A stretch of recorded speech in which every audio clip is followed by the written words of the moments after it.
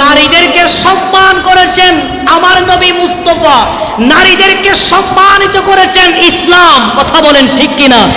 এই নারীরা যখন বেপরদা হয়ে রাস্তাঘাটে দৌড়ে, শয়তান বলে আমি আর যেতে চাই না, এটা তো আমার চেয়ে শয়তান হয়ে গেছে। কথা বলেন ঠিক কিনা? আমাদের সমাজে দেখা যায় যদি ছেলে না হয়ে যদি মেয়ে সন্তান হয়, আপনার একদিকে বাবা নারাজ হয়, সন্তানের বাবা নারাজ হয়, আর একদিকে দাদা দাদিও নারাজ হয়, আর একদিকে নানা নানিও কি হয়, নারাজ হয়। এটা আমাদের সমাজে, এটা বাস্তব কথা বলতেছে। কথা বলেন ঠিক কি না? এটাকে অভিশাপ মনে করতো জাহিলি যুগে। কন্যা সন্তান যখন আসতো তখন তারা অভিশাপ মনে করত। কিন্তু আমার নবী নারীদেরকে এত মর্যাদা দিয়েছেন, নারীদেরকে এত সম্মান করেছেন।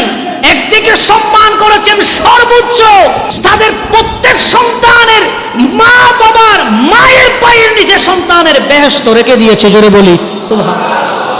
মা এটা নারী না ছেলে? এটা কি পুরুষ না মহিলা? মা বানাইলেন সবচেয়ে সম্মানিত জায়গা, সবচেয়ে সম্মানিত শব্দ আল্লাহ নারীদেরকে দিয়েছেন। জোরে বলি সুবহানাল্লাহ। আর একটু জোরে বল না সুবহানাল্লাহ। এই মাদের গর্ভ থেকে, নারীদের গর্ভ থেকে নবী এসেছেন, নারীদের গর্ভ থেকে আপনার সিদ্দিক আকবর, ফারুক আজম, উসমান গনি, শেরে খুদা মৌলা আলী শেরে খুদা, পীর মীর মুহিউদ্দিন আব্দুল কাদের জিলানীর মতো জবরদস্ত বুজুর্গ আল্লাহর ওলিরা এসেছেন। কথা বলেন ঠিক কিনা? আল্লাহু আকবার, ইয়া রাসূলুল্লাহ।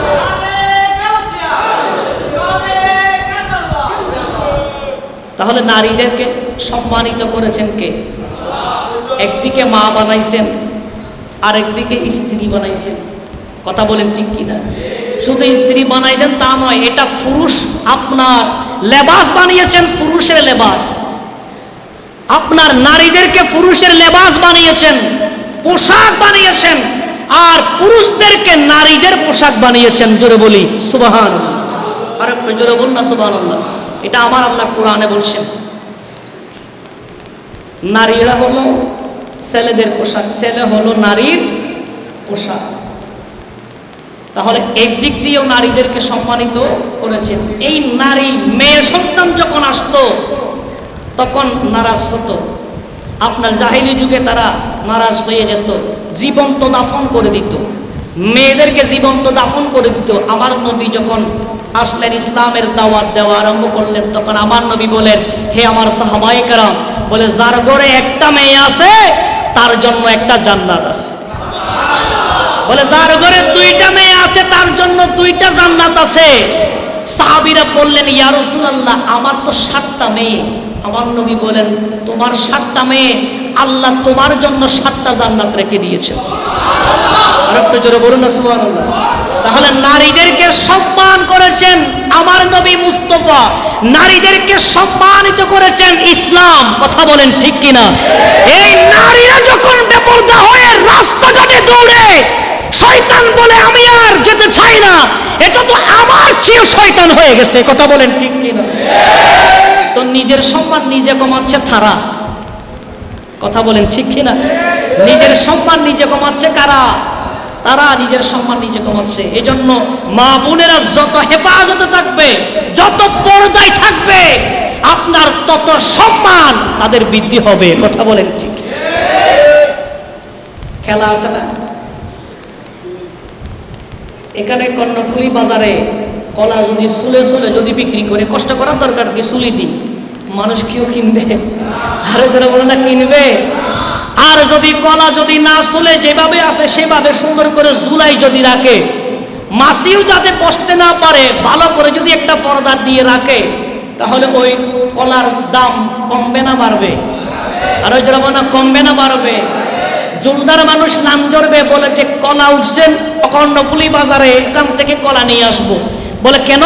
বলে সেখানে যেগুলা কলা বিক্রি করে এগুলাতে কোনো মাছি বসতে পারে না, কোনো পোকা বসতে পারে না, হেফাজতে রাখে, সুন্দর করে রাখে, ওইটাই নেব। কথা বলেন ঠিক কিনা? আর আমার মা বোনেরা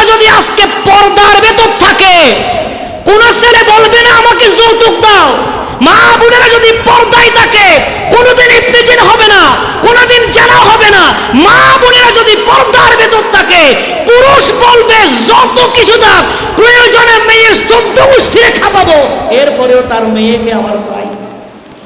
কথা বলেন ঠিক কিনা? তো নিজেরাই কি করছে, তারা ফর্দাকুলি হাঁটতেছে, এই জন্য মা বোনদের ইজ্জত কমছে, সম্মান কমে যাচ্ছে। কথা বলেন ঠিক কিনা? আমার নবী বলছেন যার একটা মেয়ে আছে তার জন্য জান্নাত কয়টা? একটা। 2টা মেয়ে থাকলে 2টা, 7টা মেয়ে থাকলে 7টা জান্নাত। জোরে বলি সুবহানাল্লাহ। তো এটা কি শুধু মেয়ে হইলে কি জান্নাত পেয়ে যাবেন? না, আমার নবী বলছেন শোনো, এখানে মা বাবার দায়িত্ব আছে। তার মধ্যে মেয়ে যখন দুনিয়ার জমিনে আসবে, আসার পর থেকে শুরু করে যখন সে বালেগা হবে, সেখান থেকে শুরু করে বিয়ের আগ পর্যন্ত, বিয়ে দেওয়ার আগ পর্যন্ত, তো বিয়ে দেওয়ার সময় সুন্দর ইমানদার একজন আপনার সৎ ছেলের হাতে তুলে দেওয়া পর্যন্ত মা বাবার দায়িত্ব থাকবে। মা বাবার দায়িত্ব হলো একজন সৎ ছেলের হাতে তুলে দেওয়া, সত্যবাদী একজন ছেলের হাতে তুলে দেওয়া, এতটুকু মা বাবার দায়িত্ব। যদি এই কাজটা করে কেউ, তখন আমার নবী বলেন তার জন্য একটা জান্নাত রয়েছে। জোরে বলি সুবহানাল্লাহ। এখন দায়িত্ব চলে গেল, মেয়ের দায়িত্ব চলে গেল স্বামীর কাছে। কার কাছে? স্বামীর কাছে। মা বাবার দায়িত্ব শেষ, এখন স্বামী তার স্ত্রীকে চলাবে। তো স্বামী স্ত্রী তাদের দায়িত্ব, স্বামীর দায়িত্ব আছে। স্বামীর দায়িত্ব হলো স্ত্রীর ভরণ পোষণ দেওয়া এবং স্ত্রীকে ঠিক মতো রাখা, বেপরদায় চললে বাধা দেওয়া, পর্দার ভেতরে রাখা। যদি বেপরদায় চলে, কিয়ামতের ময়দানে স্বামীর জবাব দিতে হবে, কারণ সে স্বামী স্ত্রীর গার্ডিয়ান, সে স্ত্রীর কি গার্ডিয়ান।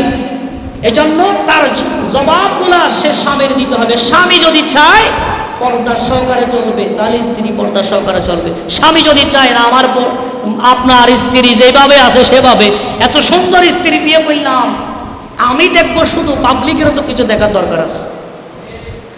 কথা বলেন ঠিক কিনা? এই ধরনের কোনো মন মানসিকতা যদি আনে, কিয়ামতের ময়দানের এটার জবাব দিতে হবে। কথা বলেন ঠিক কিনা?